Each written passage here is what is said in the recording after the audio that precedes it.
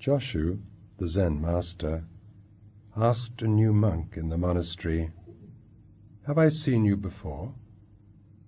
The monk replied, "No, sir." Joshu said, "Then have a cup of tea." Joshu then turned to another monk, "Have I seen you here before?" The second monk said, "Yes, sir, of course you have." Joshu said, "Then have a cup of tea." Later, the managing monk of the monastery asked Joshu, "How is it you make the same offer of tea to any reply?" At this, Joshu shouted, "Manager, are you still here?" The manager replied, "Of course, master." Joshu said, "Then have a cup of tea." The story is simple, but difficult to understand. And it is always so. More simple a thing, more difficult to understand. To understand, something complex is needed. To understand, you have to divide and analyze. A simple thing cannot be divided and analyzed. There is nothing to divide and analyze. The thing is so simple. The simplest always escapes understanding. That's why God cannot be understood. That is the most simple, the absolute simple thing possible. The world can be understood. It is very complex. More complex a thing, the mind can work on it. When it is simple, there is nothing to grind. The mind cannot work. Logicians say that simple qualities are indefinable. For example, if somebody asks you, "What is yellow?" It is such a simple quality, the color yellow. How you will define it? You will say, yellow is yellow. But the man will say, that I know. But what is the definition of yellow? If you say yellow is yellow, you are not defining. You are simply repeating the same thing again. It is a tautology. One of the most penetrating minds of this century, G. Moore, has written a book, Principia Ethica. The whole book consists in a very persistent effort to define what is good.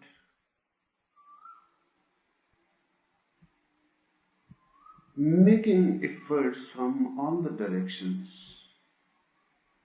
in 200-300 pages, and 200-300 pages of G. Moore is worth 3,000 pages of anybody else. He comes to the conclusion that good is indefinable. It cannot be defined. It is such a simple quality. When something is complex, there are many things in it. You can define one thing by another that is present there. If in a room two persons are there, I and you ask me, who are you? I can at least say, I am not you. This will become the definition, indication.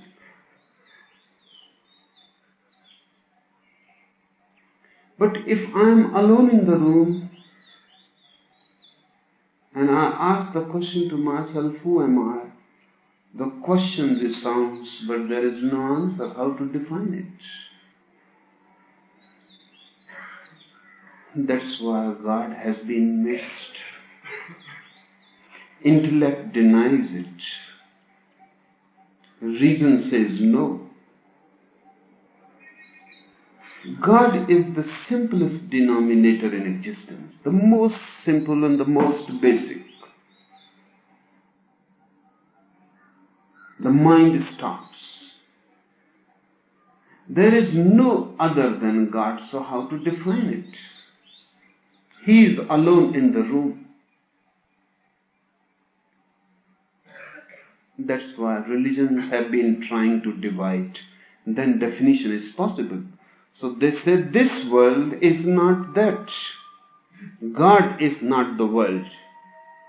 God is not matter. God is not body. God is not desire. These are ways to define. So you have to put something against. Then a boundary can be drawn. How you draw a boundary if there is no neighbor? Where you place the fence of your house if there is no neighborhood? If there is no one besides you, how can you fence your house? Your house boundary consists in the presence of the neighbor. And God is alone. There is no neighbor to him. Where he begins, where he ends, nowhere. And how to define? Just to define, devil is created. God is not the devil. At least this much can be said. You may not be able to say what God is, but you can say what he is not. God is not the world. I was just reading one Christian theologian's book. He says God is everything except evil, but that too is enough to define. This much will draw a boundary, except evil. But he is not aware if God is everything, then from where this evil comes? It must be coming from everything. Otherwise there is some another source of existence except God. And that other source of existence becomes equivalent to God. And then evil can never be destroyed. It has its own source of existence. The evil is not dependent on God. How can God destroy it? And God will not destroy, because once evil is destroyed, God cannot be defined. He needs devil to be always there, just around him to define him. Saints need sinners, otherwise they will not be there. How you will know who is a saint? So every saint needs sinners around him. Those sinners make the boundary. A simple thing means alone. The first thing to be understood is complex things can be understood, simple things not. This Joshua's story is very simple. So simple it escapes. You try to grip, you try to grasp, it escapes. It is so simple. The mind cannot work on it. Try to feel the story. I will not say try to understand, because you cannot understand it. Try to feel the story. Many things are hidden if you try to feel. If you try to understand, nothing is there. The whole anecdote is absurd. Joshua sees one monk and asks, "Have I seen you before?" The man says, "No, sir. There is no possibility. I have come for the first time. I am a stranger. You must not have seen me before." Joseph says, "Okay, then have a cup of tea."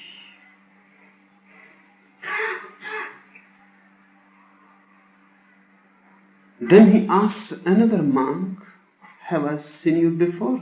The monk says, "Yes, sir. You must have seen I have been always here. I am not a stranger. The other must have been a disciple of Josu. And Josu says, yes, okay, then have a cup of tea. The manager of the monastery became puzzled because two different answers were needed. Because two different persons responding in different ways, but Josu responds in the similar way to the stranger and to the friend, to one who has come for the first time and to one who has been here always. To the unknown and to the known, Josu responds in the same way. He makes no distinction. Not at all. He doesn't say, so you are a stranger, welcome. Have a cup of tea. He doesn't say to the other, so you have been always here, so there is no need for a cup of tea. Or you have been always here, so no need to respond. Familiarity creates boredom. You never receive the familiar. Your wife, you never look at her. She has been with you for many, many years. You have completely forgotten that she exists. What is the face of your wife? Have you looked at her recently? You may have completely forgotten. And if you close your eyes and meditate and remember, you may remember the face that you looked for the first time. But your wife has been a flux, a river, constantly changing. The face has changed. Now she has become old. Now the river has been flowing and flowing. New bends have been reached. The body has changed. Have you looked at her recently? She is so familiar, there is no need to look. We look at something which is unfamiliar. We look at something which strikes you as strange.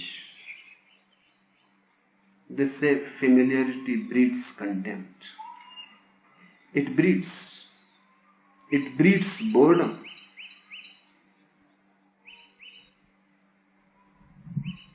I have heard one anecdote. Two businessmen, very rich, were relaxing on the Miami beach, lying down, taking a sun bath. And the one said, I can never understand what people say, what people see in Elizabeth Taylor, the actress. I don't understand what people see, why they become so mad. What is there? You take her eyes away, you take her hairs away, you take her lips away, you take her figure. And what is left? What have you got? The other man grunted, became sad and replied, my wife. That is left. That's what has become of your wife, of your husband. Nothing is left. Familiarity. Everything has disappeared. Your wife is a ghost. Your husband is a ghost. With no figure, with no lips, with no eyes. Just an ugly phenomenon. This has not been always so. You had fallen in love with this woman once. But that woman is no more there. You don't look at her at all. Really, husbands and wives avoid looking at each other. I have been staying in many families and watching. Husbands and wives avoid to look at each other. They have created many games how to avoid. They are always uneasy when they are left alone. So always a guest is welcome, because both can look at the guest and avoid each other.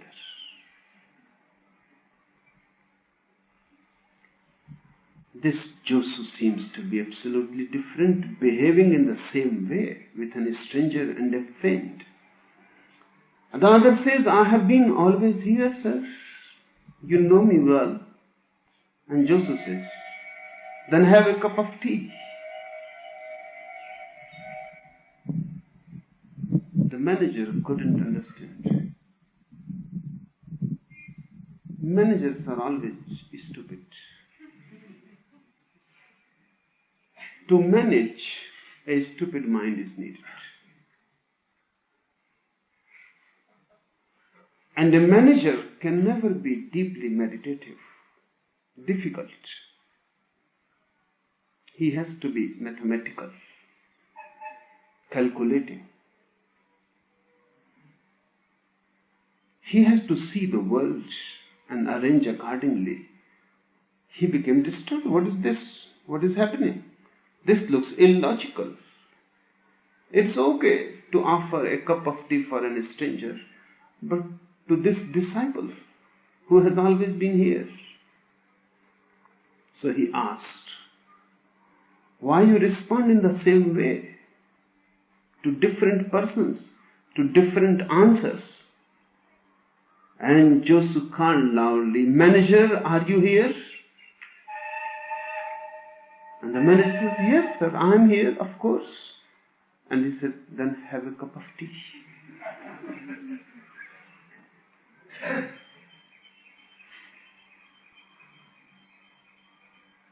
This asking loudly, manager, are you here?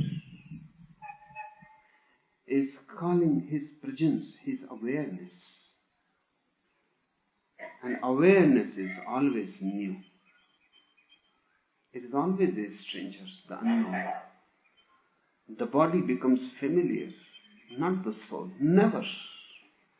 You may know the body of your wife, you will never know the unknown person hidden. Never. That cannot be known. You can love. It is a mystery. You cannot explain it. When Josu called manager, are you here? Suddenly the manager became aware. He forgot that he is a manager. He forgot that he is a body. He responded from his heart. He said, yes, sir. And this asking loudly was so sudden. It was just like a shock. And it was futile. That's why he says, of course, I am here. You need not ask me. The question is irrelevant. Suddenly the past, the old, the mind drops. The manager is no more there. Simply a consciousness responding. Consciousness is always new. Constantly new. It is always being born. It is never old. And then Josu said, then have a cup of tea. So the first thing to be felt is, for Josu everything is new, is strange, mysterious. The known, the unknown, the familiar, the unfamiliar, it makes no difference. If you come to this garden every day,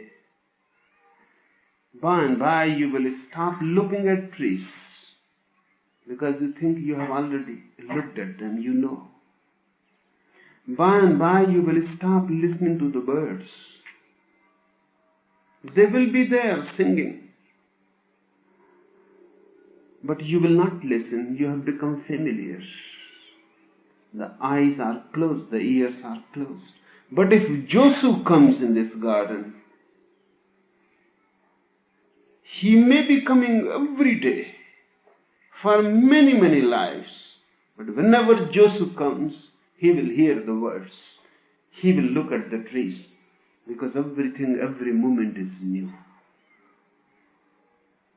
And this is what awareness means.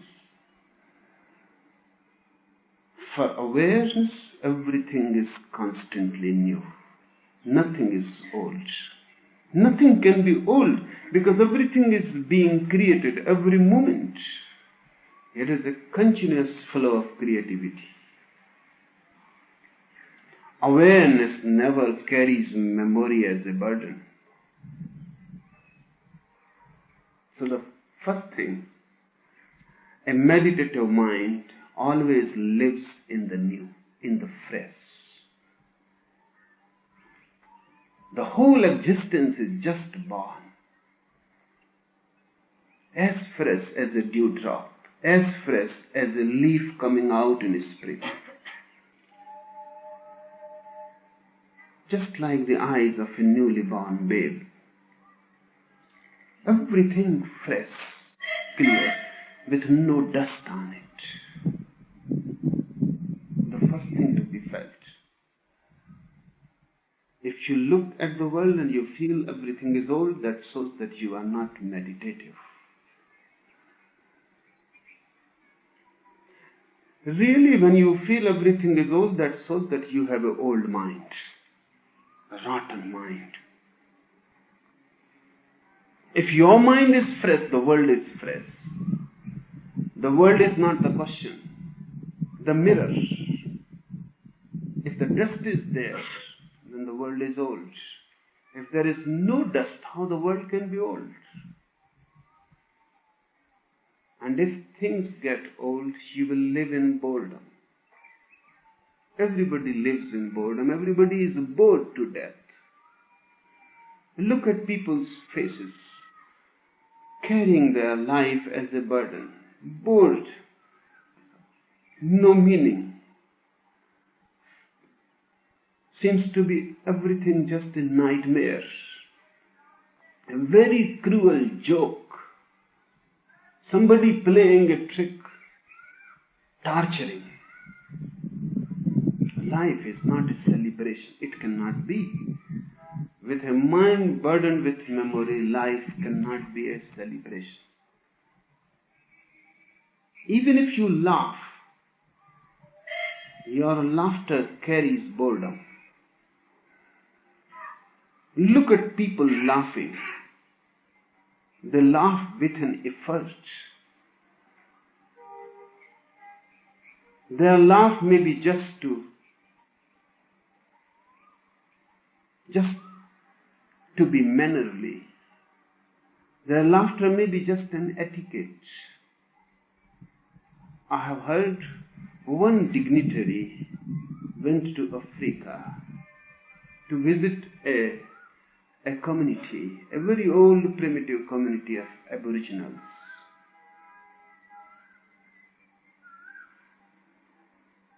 He gave a long lecture.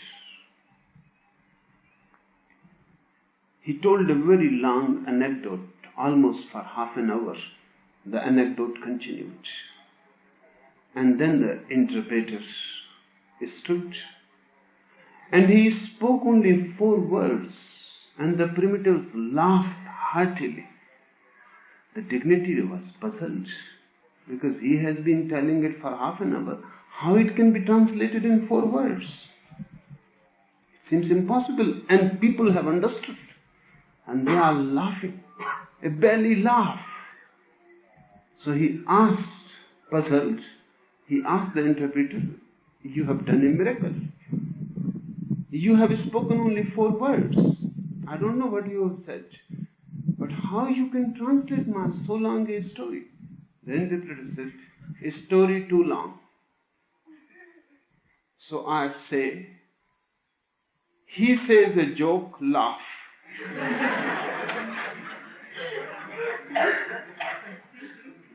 What type of laughter will come out? Just mannerly, etiquette. This man has been laboring for half an hour. Look at people's laughter. It is a mental thing. They are making an effort. Their laughter is false. It is painted. It is just on the lips. It is an exercise of the face. It is not coming from their being, from the source, from the belly. It is not coming. It is a created thing.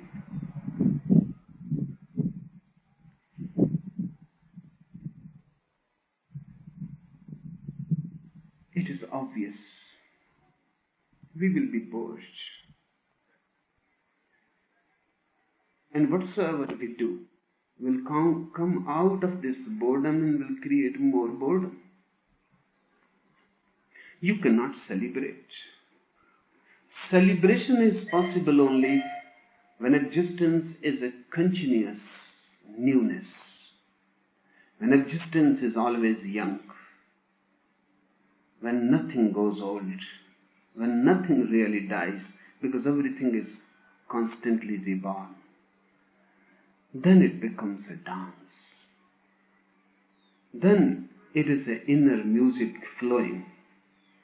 Whether you play on an instrument or not, that is not the point. The music is flowing. I have heard it happened in Ajmer. You must have heard about one Sufi mystic whose dargah is in Ajmer, Muhyiddin Chisti.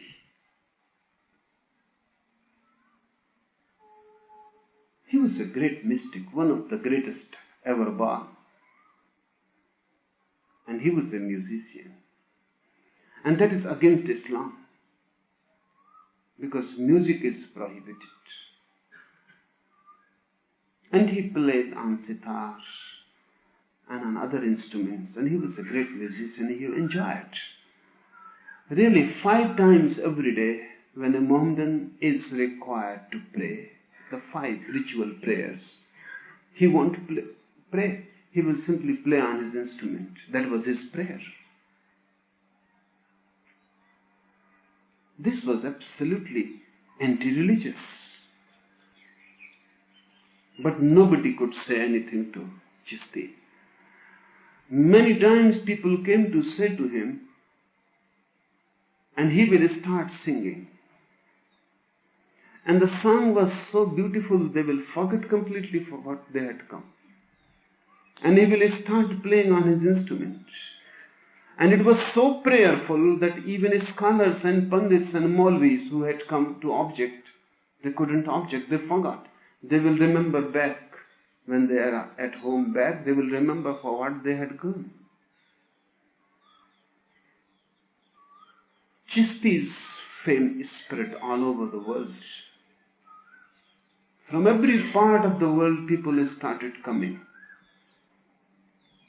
One man, he himself a great mystic, Jilani, came from Baghdad. Just look at Chisti.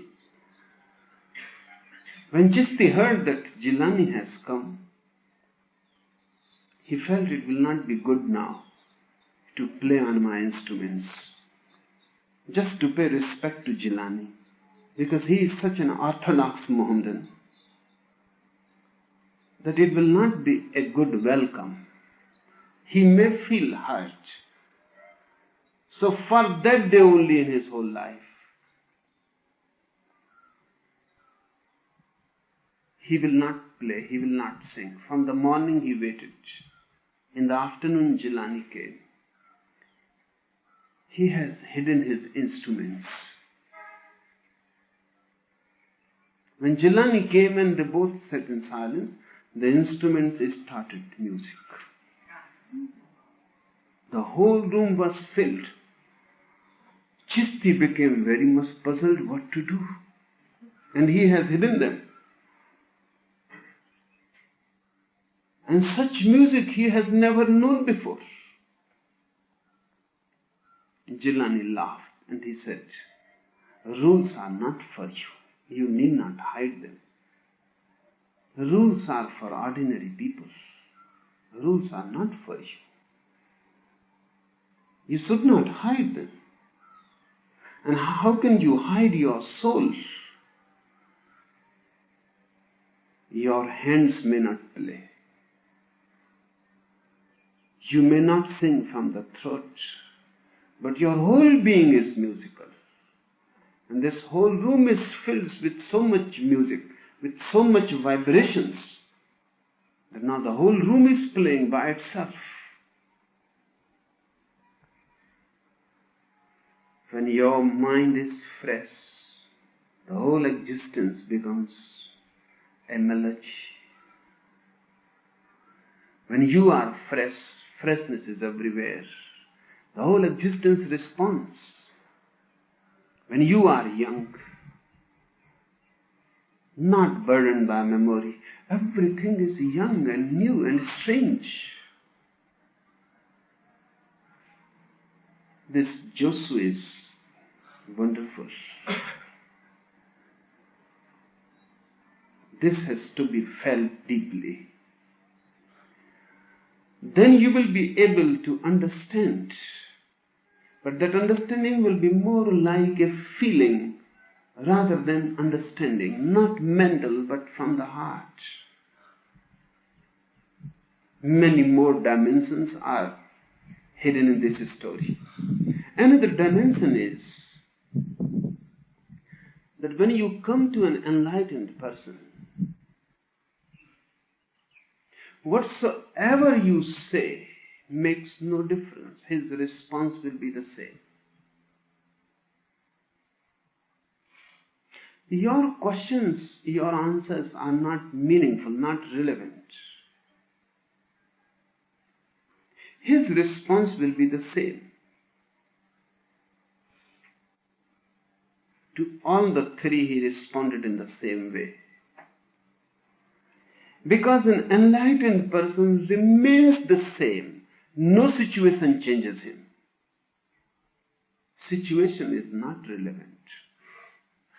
You are changed by the situation. You are completely changed. You are manipulated by the situation. Meeting a person who is a stranger, you behave differently. You are more tense. Trying to judge the situation. What type of man is this? Dangerous? Not dangerous? Will prove friendly or not? You look with fear.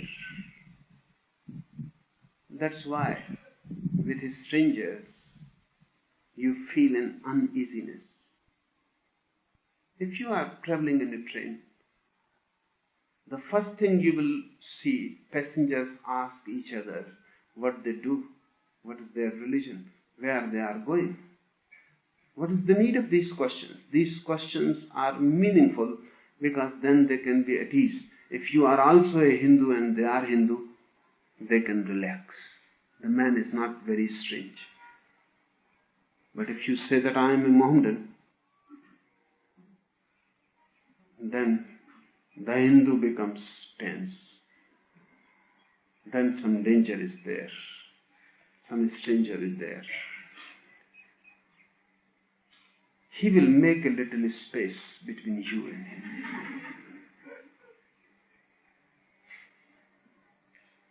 He cannot be at ease. He cannot relax.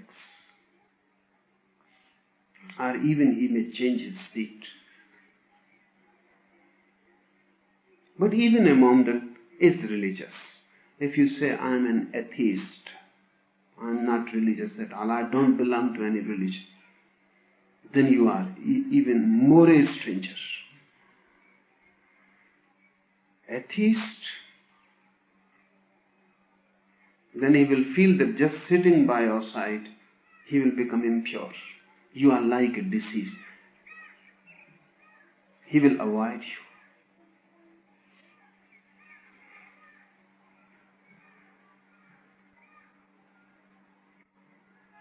People start asking questions Not that they are very much curious about you. No.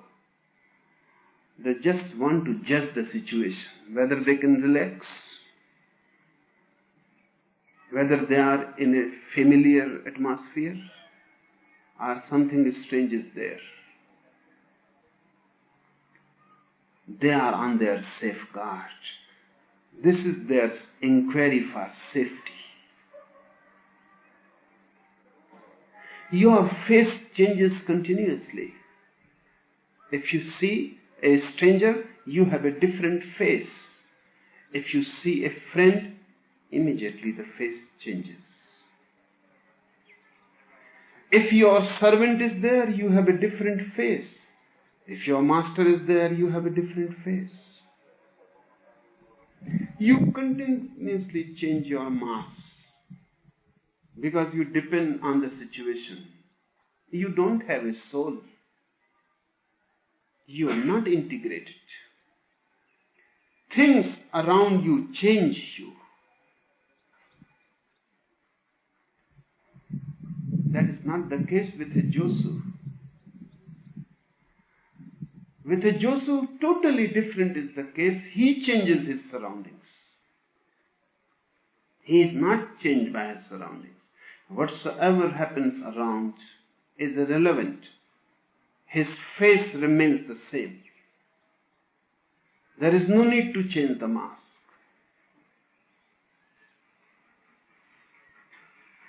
It is reported that once a governor came to see Josu. Of course, he was a great politician, powerful man, a governor. So he wrote on a paper that I have come to see. He wrote his name and then governor of this and this state. He must have knowingly, unknowingly wanted to influence Josu. Josu looked at the paper, threw it, and said to the man who has brought the message, that tell that I don't want to see this fellow at all. Throw him out. The man came and said that Josu has said, throw him out. And he has thrown your paper. And he says, I don't want to see this fellow. The governor understood. He wrote again a paper, just his name, and said, I would like to see you. The paper reads, Josu says, so this is the fellow. Bring him in. The governor came in and he asked, but why you behaved in such a strange way? You told that throw this man. Josu said, faces are not allowed here. Governor is a face, a mask. I recognize you very well, but I don't recognize masks. And if you have come with a mask, you are not allowed. Now, it is okay. I know you very well, but I don't know any governor. And when next time you come, leave the governor behind. Leave it at your house. Don't bring it with you.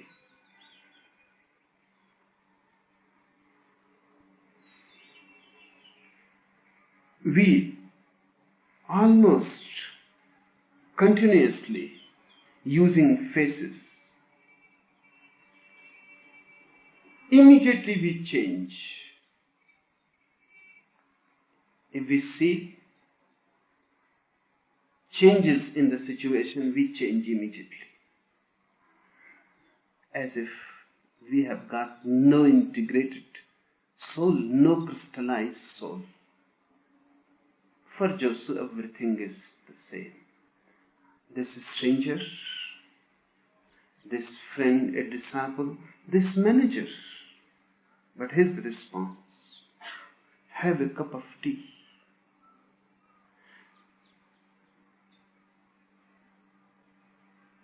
He remains the same inside. And why have a cup of tea? This is a very symbolic thing for Zen masters. Tea was discovered by Zen masters. And tea is not an ordinary thing for them.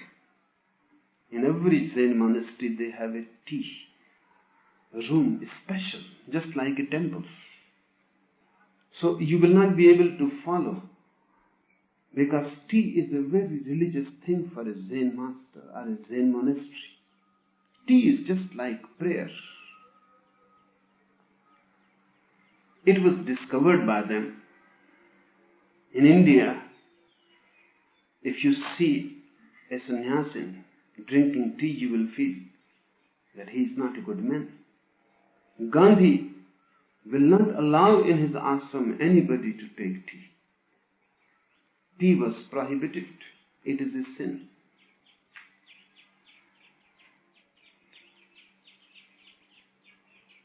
Nobody was allowed to take tea. If Gandhi read this story, he would be hurt. An enlightened person, Josu, asking people, inviting people to have tea. But Zen has a different attitude about tea. The very name comes from a Chinese monastery, Ta. There, for the first time, they discovered. And they found that tea helps meditation, because tea makes you more alert. It gives you a certain awareness. That's why if you take tea, it will be difficult for you to go to sleep immediately. So they found tea helps awareness, alertness. So in a Zen monastery, tea is part of meditation, one thing. And what Josu can offer more than awareness. So when he says, have a cup of tea, he is saying, have a cup of awareness. Tea is very symbolic for them. And he says, have a cup of awareness. And that's all that enlightenment can do. If you come to me, what can I offer to you? I have nothing else than a cup of tea.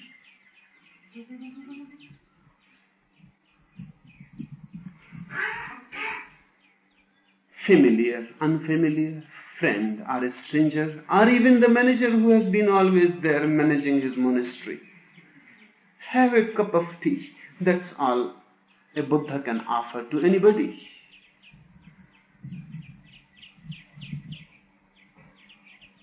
But there is nothing more valuable than that. In Zen monasteries, they have a tea room. It is like a temple, the most sacred place. You cannot enter with your shoes because it is a tea room. You cannot enter without taking a bath because it is a tea room. And tea means awareness. And the ritual is just like prayer. When people enter in a tea room, they take bath, they leave their shoes out, they put on fresh clothes, they become silent. When they enter the room, no talk is allowed. They become silent. They sit on the floor in a meditative posture. And then the hostess or the host prepares tea. Everybody is silent. And the tea starts boiling. And everybody has to listen to it. The sound, the kettles, creating a music. Everybody has to listen it. The drinking has started. The tea is not ready. And if you ask Zen people, they will say tea is not something that you pour with unawareness and drink like any other drink. It is not a drink. It is meditation. It is prayer. So they listen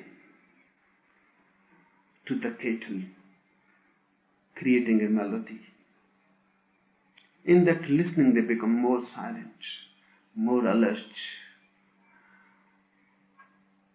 Then cups are put before them. They touch. Those cups are not ordinary. Every monastery has its own unique cups. They prepare their own cups. Even if they purchase from the market, first they break them, then glue them again. So the cup becomes special. You cannot find any replica of it anywhere else. Then everybody touches the cup, feels the cup. Cup means the body. If tea means awareness, then cup means the body. And if you have to be alert, you have to be alert from the very roots of the body. Touching. They are alert, meditating.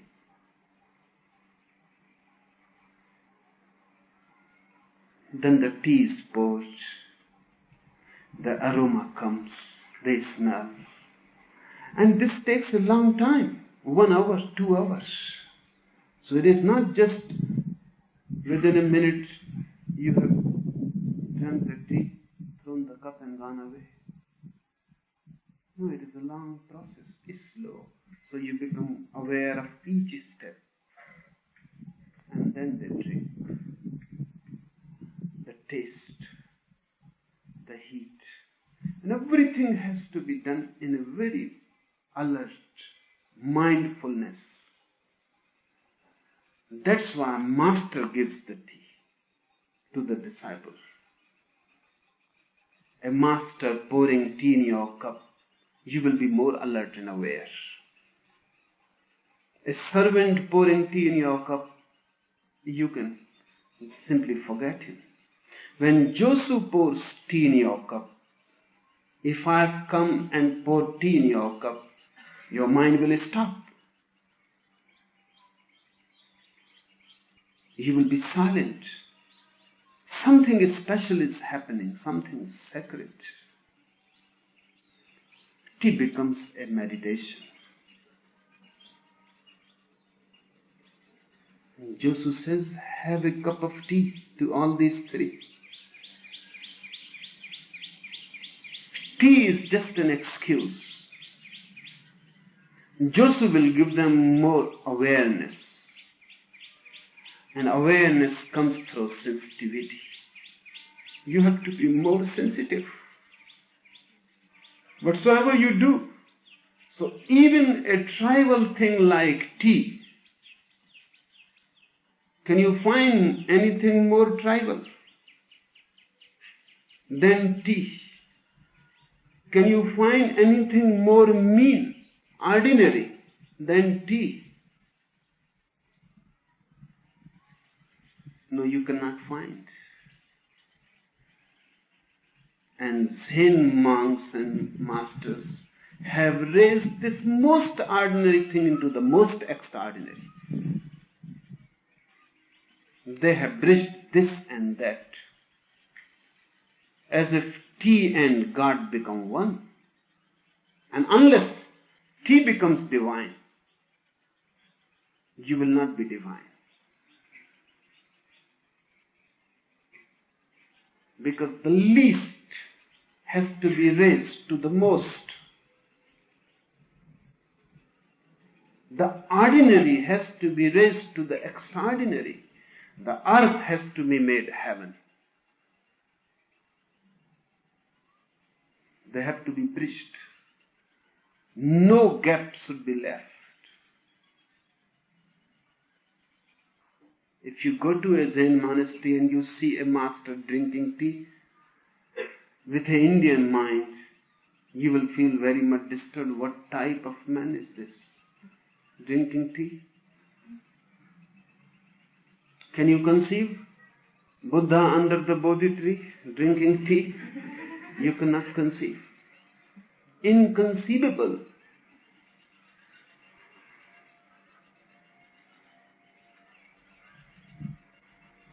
The Indian mind has been talking about non-duality but has created much duality.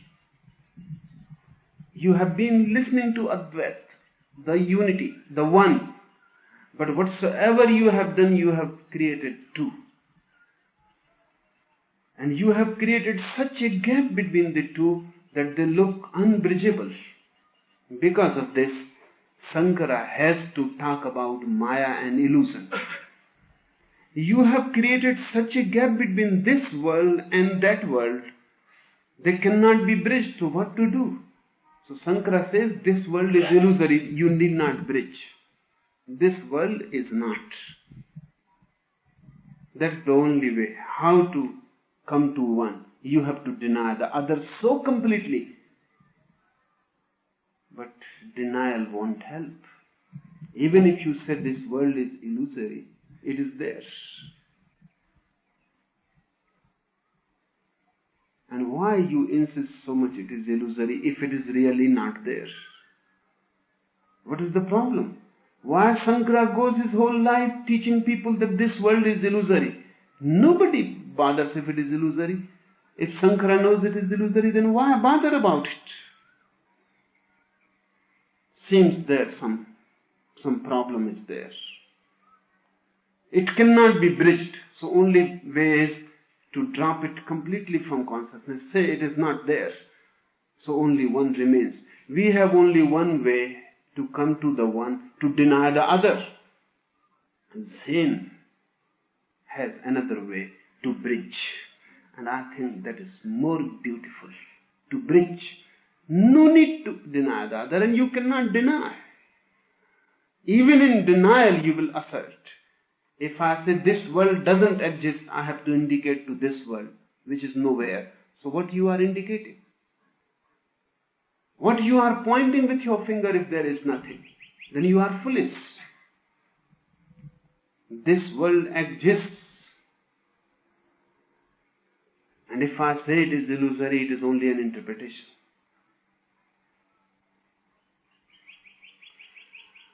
And if this world is illusory, that cannot be real. Because from this, that has to be achieved. If this world is illusory, then your Brahma cannot be real. If the creation is illusory, how can be the Creator real? Because the creation comes from the Creator. If Ganges is illusory, how can the Gangotri be real? If I am illusory, then my parents are bound to be illusory. Because only out of dream a dream is born. If they are real, then the child must be real. Zen says both are real, but both are not to bridge them. So tea becomes prayer. Most profane thing becomes most sacred. It is a symbol. And Zen says, if your ordinary life becomes extraordinary, only then you are spiritual. Otherwise you are not spiritual.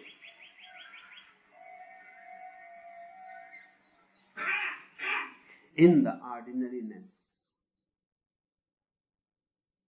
the extraordinary has to be found. In the familiar, the strange. In the known, the unknown. In the near, the far. In this, that. So Josu says, come and have a cup of tea.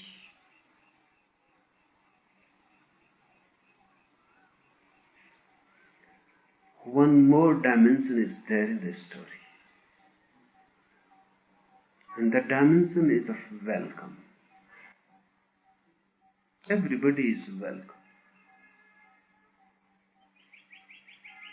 Who you are is not relevant. You are welcome. At the gate of an enlightened master, at the gate of a Josu or Buddha, Everybody is enlightened. Everybody is welcome. The door is in a sense open. Come in and have a cup of tea. What does this mean? Come in and have a cup of tea. Joshua is saying, come in and relax. If you go to other so-called masters, so-called monks and sannyasis, you will become more tense. You cannot relax. Go to a sannyasi. You become more tense. You become more afraid. And he creates guilt. He will look at you with condemnatory eyes. The very way he will look at you, he will say you are a sinner. And he will start condemning, this is wrong, that is wrong, leave this, leave that. This is not the way of a really enlightened person. He will make you feel relaxed. There is a Chinese saying that if you reach to a really great man, you will feel relaxed with him. If you reach to a false great man, he will create tension within you. He will make knowingly, unknowingly every effort that you are low, a sinner, guilty. He is high, above, transcendental.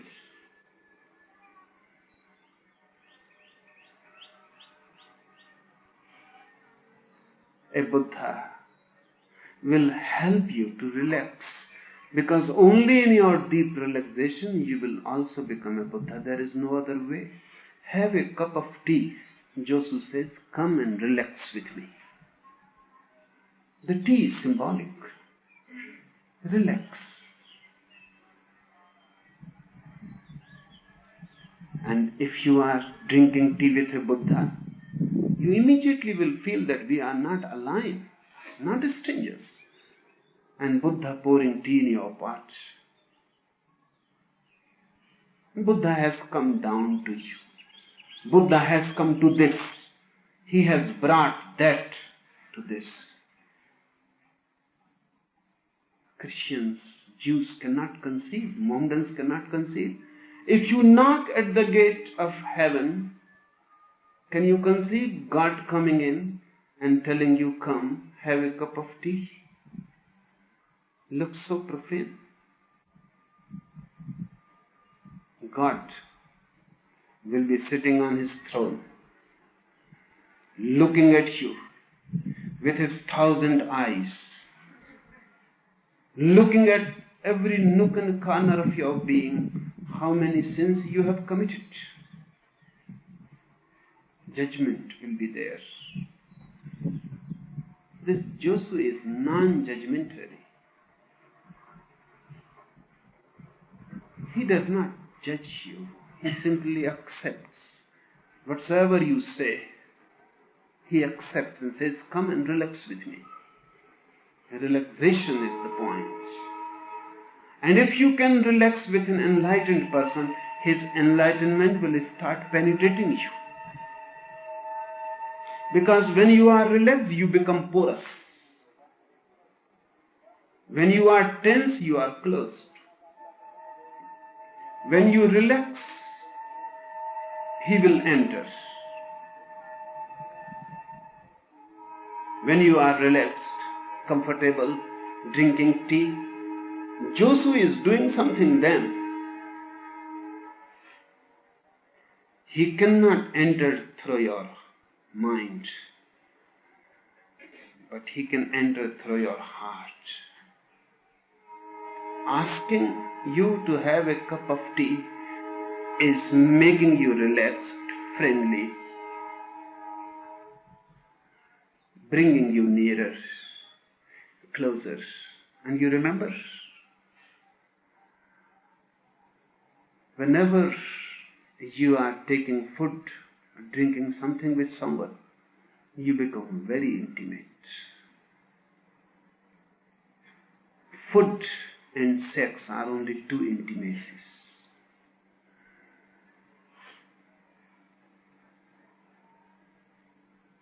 In sex you are intimate. In food you are intimate.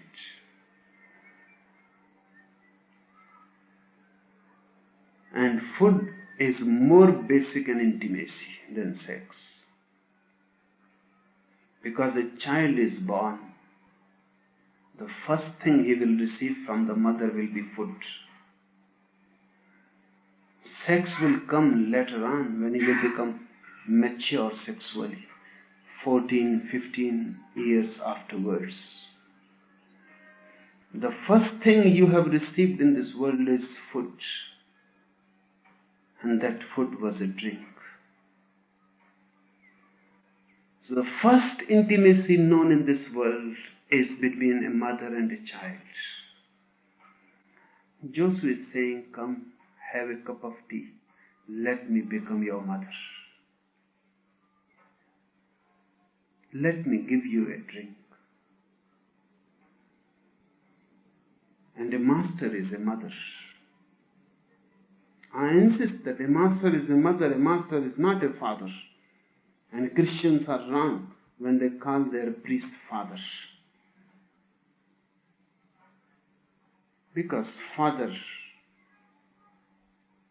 is a very unnatural thing. A societal phenomenon. Father doesn't exist anywhere in nature except human society. It is a created thing, a cultured thing. Mother is natural. It exists without any culture, education, society. It is there in nature. Even trees have mothers. And you may not have heard that not only your mother gives you life, even a tree. They have been experimenting in England. There is a special lab, Delaware. They have been experimenting about plants. And they have come to discover a very mysterious phenomenon. If a seed is thrown in the soil and the mother is near, from where the seed has been taken, it sprouts sooner.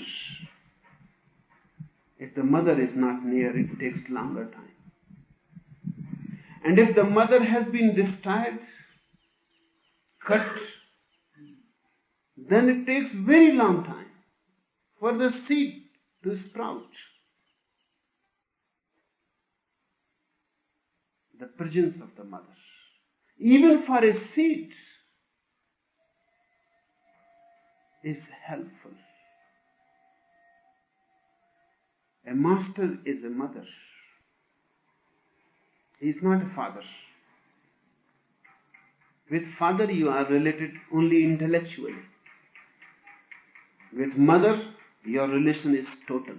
You have been part of your mother. You belong to him totally. The same is the case with a master in a reverse order.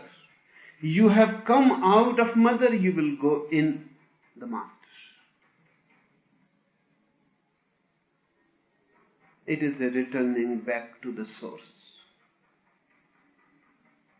So Zen masters always invite you for a drink. They are saying in a symbolic way, come and become a child to me. Let me become your mother. Let me become your second womb. Enter me. I will give you a rebirth. Food is intimacy. And it is so deep rooted in you that your whole life is affected by it. Men all over the world, different societies, different cultures, but goes on thinking of women's breasts, paintings, sculpture, films, novels, whatsoever. The breast remains the central point. Why so much attraction for the breast? That has been the first intimacy with the world. You came to know existence through it. The breast was the first touch of the world. For the first time you came near to existence. For the first time you knew the other from the breast.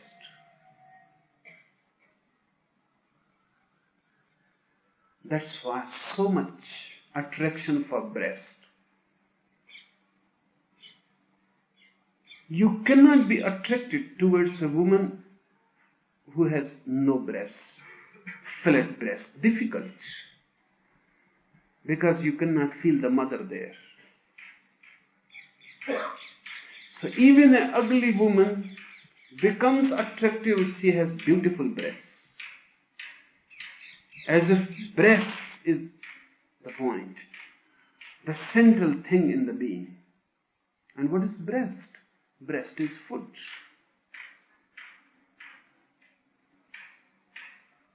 Sex comes later. Food comes first.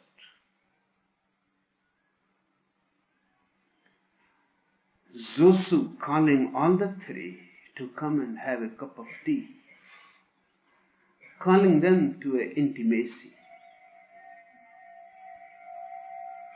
Friends eat together.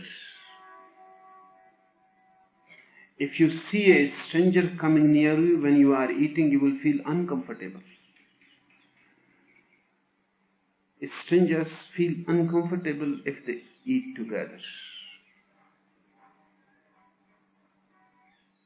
That's why in a hotel, in a restaurant, things have gone very wrong. Because you are eating with strangers.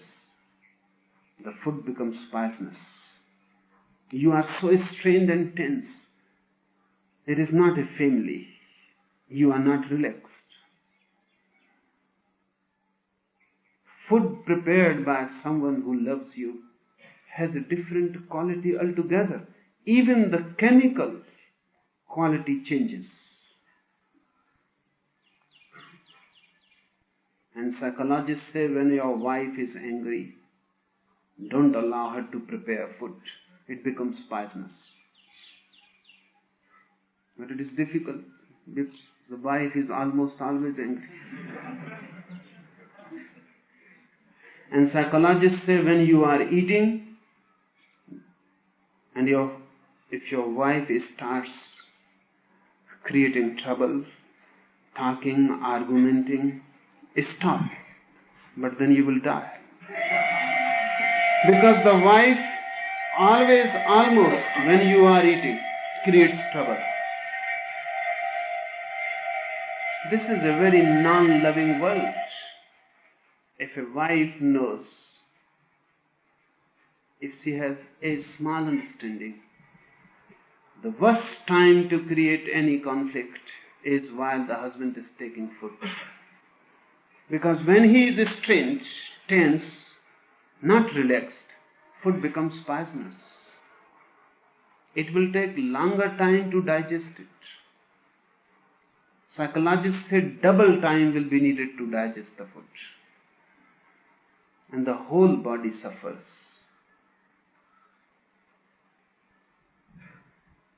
Food is intimacy. It is love.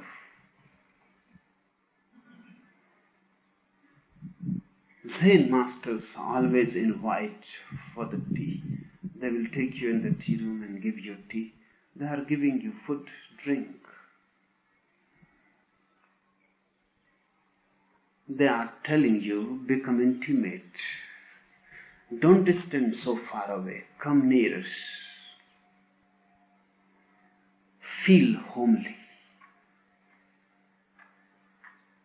These are the dimensions. But dimensions of feeling. You cannot understand, but you can feel. And feeling is a higher understanding.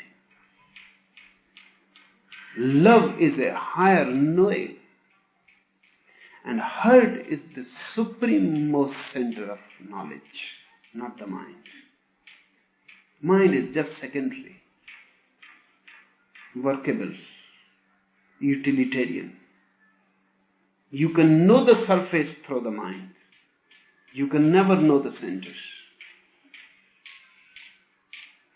but you have forgotten the hurt completely, as if it has become a nothingness. You don't know anything about it. And if I talk about the hurt, you think about the lungs, not about the heart. Lungs are not the heart. Lungs is just the body of the heart. Heart is hidden in the lungs, somewhere deep down. And it is not a physical thing. So if you go to a physician, he will say there is no heart, only lungs. And he is right as far as he knows. Because if you dissect, no heart is found, only lungs. Just as in your body, the soul is hidden, in your lungs, the heart is hidden. Heart has its own ways of knowing. Josu can be understood only through the heart. If you try to understand through the intellect, it is possible you may misunderstand. But understanding is not possible, that much is certain.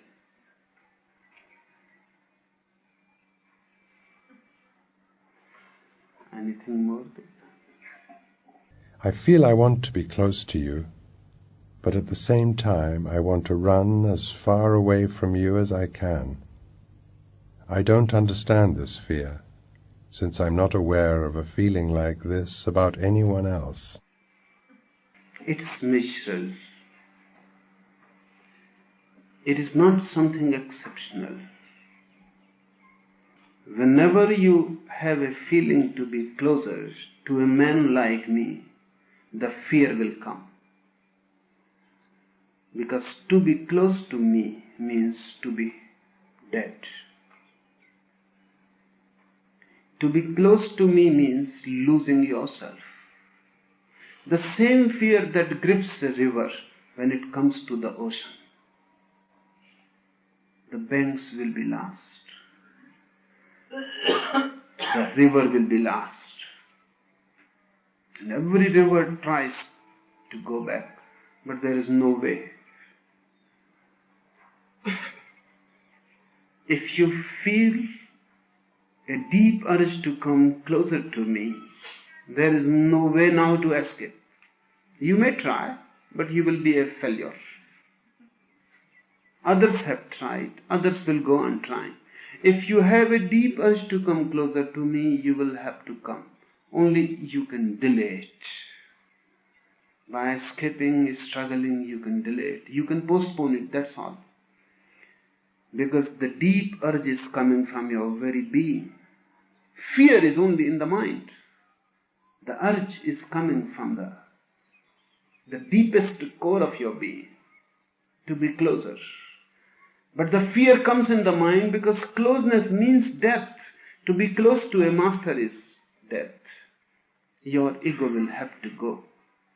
The ego thinks, it starts thinking that I must escape before something happens. Before I am lost, I must escape. The ego will continuously tell you to escape. The ego will find rationalizations.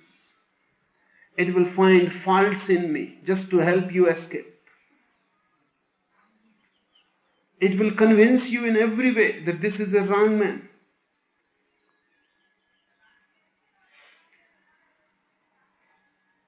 Love is death-like.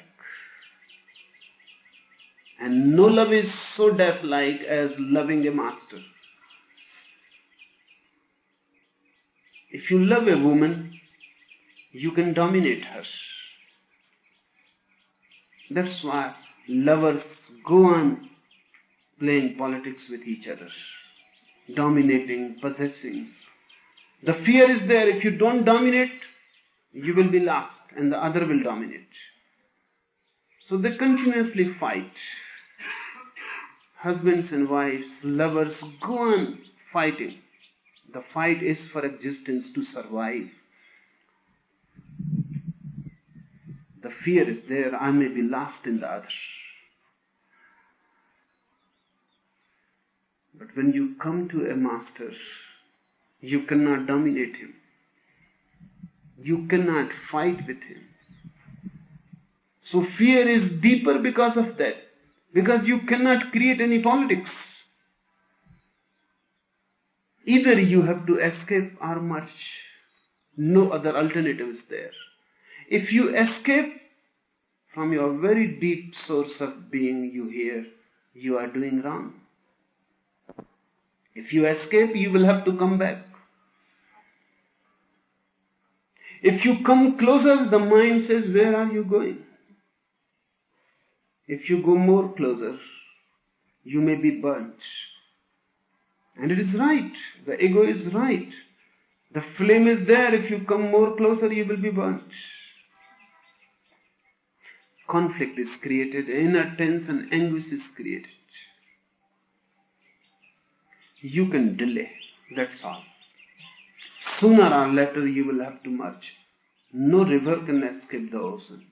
Once you have come closer, you have come. There is no way to go back.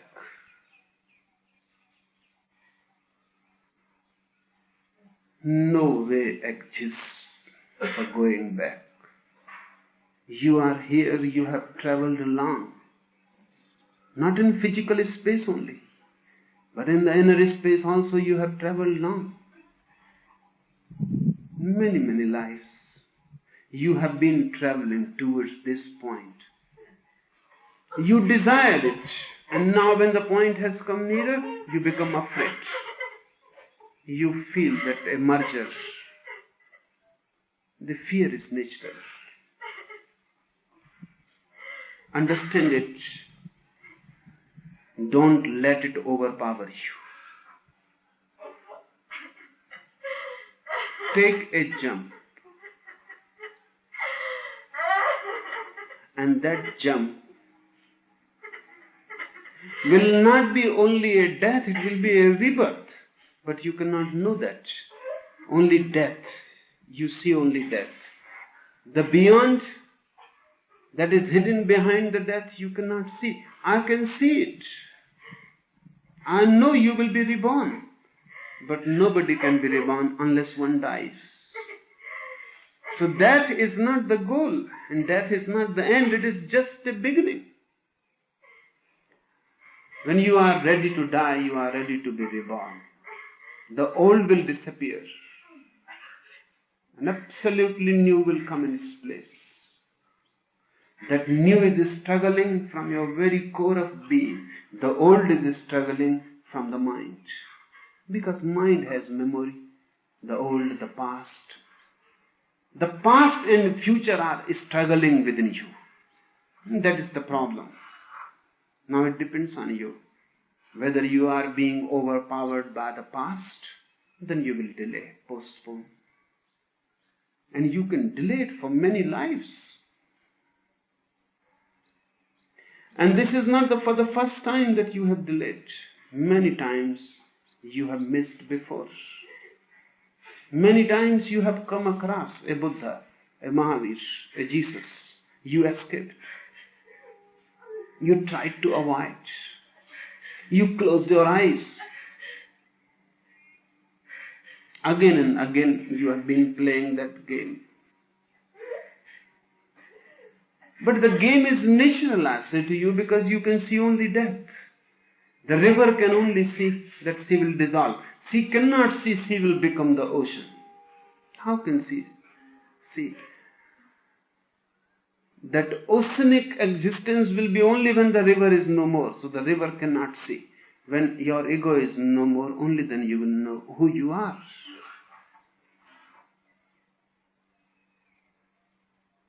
Don't allow the fear to overpower you. Allow love to overpower you. Love comes from the center, fear always from the periphery.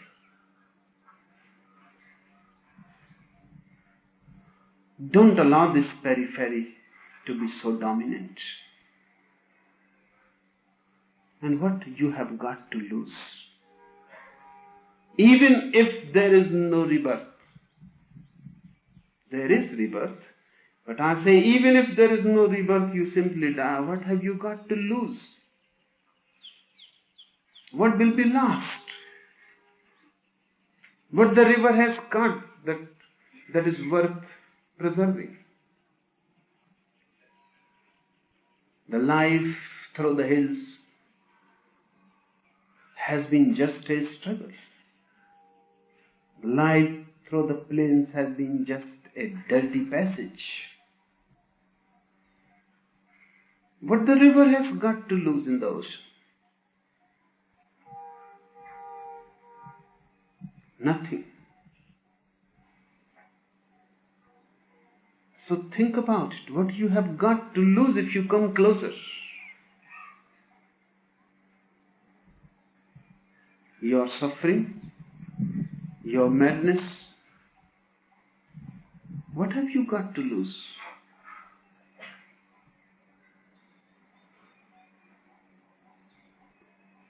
There is nothing to lose. But we never look within to see that we have got nothing to lose, because that too gives fear. So we like to think that much we have got to lose. A treasure is there. And you have never looked, there is no treasure. The house is empty. There has been never anything. But you are so afraid you never look, because you know that there is nothing. So even a beggar dreams that he is an emperor. In dreams he becomes an emperor. Enjoys. And then he is afraid if the kingdom is lost. But there has never been any kingdom. You have come to me because there has never been any kingdom. You have nothing to lose. And now you become afraid. See at the tricks of the mind, the deceptions of the mind. Look into them. A man entered a pet shop. He looked around and he asked the shopkeeper how much that big dog will cost. A very ferocious looking Alsatian. How much the dog will cost? The man said 500 rupees. That was too much for him. So logically, he said, and how much this small fellow will cost? Another dog of a smaller size. The man says 1,000 rupees. He tried still. Then he said, and how much this tiny one? A very small dog. The man said 2,000 rupees.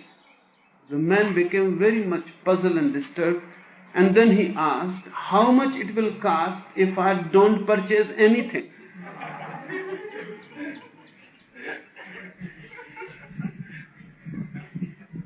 Because the rates are going higher. The dog is disappearing. And if I don't purchase anything, then how much it will cost? That is your fear. What will happen if you come closer to me? Nothing will happen.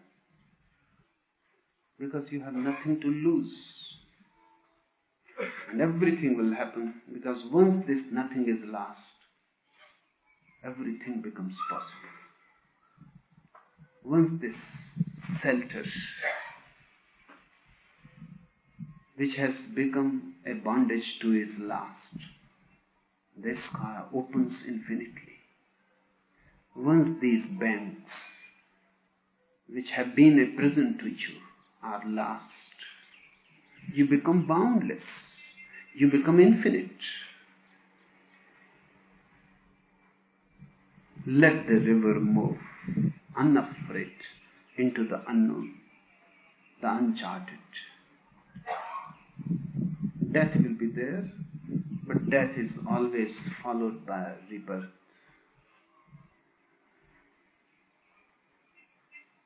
Die and reborn.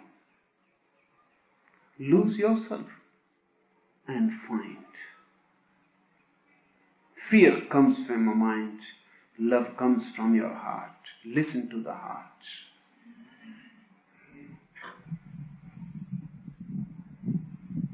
It happened once in a great palace of a king. There was one musical organ. He loved it very much, but something has gone wrong. And the organ was so unique, nobody knew how to fix it. Nobody has ever seen it. This king also had heard when he was a very small child, when his father was alive. And since then, something had gone wrong. But he loved the organ so much that he used to keep it in his room. It was beautiful. Even from the outside, it was beautiful. Many experts were caught. In vain. They made many efforts, and things became worse from bad. The organ was more and more distraught. The king lost his hope. The organ cannot be fixed. Then suddenly one day, one beggar appeared. To the doorkeeper he said, I have heard that something has gone with the organ. I can fix it. The doorkeeper had the feeling to laugh, because great experts from many capitals of the world had come, great musicians. They couldn't find what is wrong. They couldn't even recognize what type of organ is this and what type of music is created by it. It was so complex. He had the feeling to laugh, but he looked at the beggar. The voice, the beggar's eyes seemed authentic. He was absolutely confident. He was a beggar, but his face looked majestic.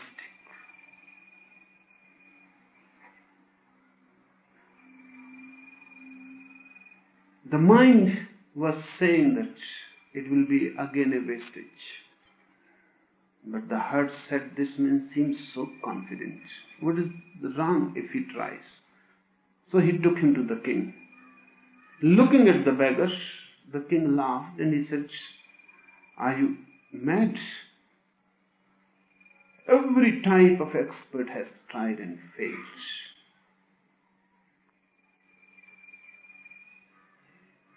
You must be mad. You think you can fix it? The beggar said, nothing more. No more harm can be done. The organ is already out of order, absolutely.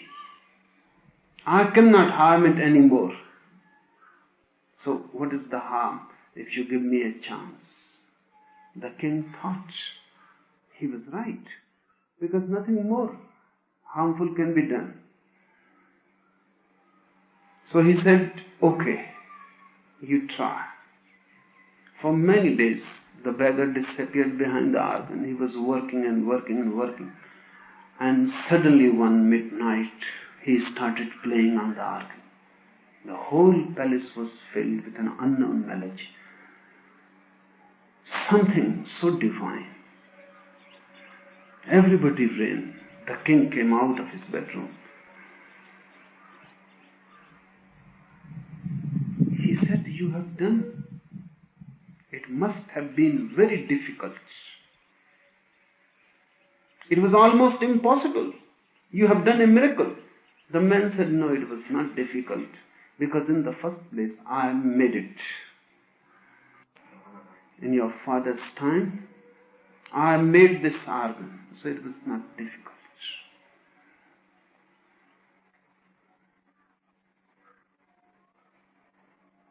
If you are ready, just for one thing, no more harm can be done to you. You are already harmed. I cannot harm you anymore. This much is certain. And look at my eyes and feel my voice.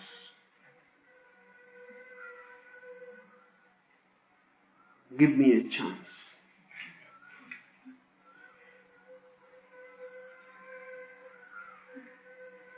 And it is not difficult, I say to you.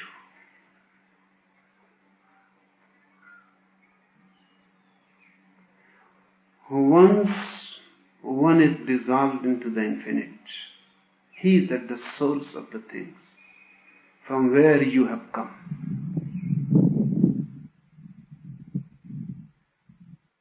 I am not there. If I was there, then it was difficult. There is no expert in me. The expert is dead long before. The ego is the expert. I don't know anything. I am not there. I have disappeared. The ocean exists. God exists, not I. In the first place, you are closer to something from where you have come. And for God, nothing is impossible. Because in the first place, He created you. And I am not there, otherwise it would have been a very difficult thing. And if I am there, then I will harm you. Ego can only harm. Experts can only destroy. They cannot fix you. You have been with many experts. And they have done every type of form that was possible. Now you are beyond repair. But the river can fall in the ocean, and suddenly the melody arises. A music will come out of you. A music that you have not heard. It is just hidden in you. Just the ego has to be put out of the way. I have heard when a school teacher was asking his first graders that in what way you help your family at home. One small boy said, I fix my bed myself. Another said that I clean dishes. And so on and so forth. But then the teacher recognized that one small boy, Johnny, has not answered. So he asked Johnny, what do you do? Johnny hesitated a moment and then he said, mostly I keep out of the way. You just keep yourself out of the way, that's all. Don't come in between me and you. Just keep out of the way. Even for a single moment, if you keep yourself out of the way, the thing would have happened. The old died, the new born. Enough for today.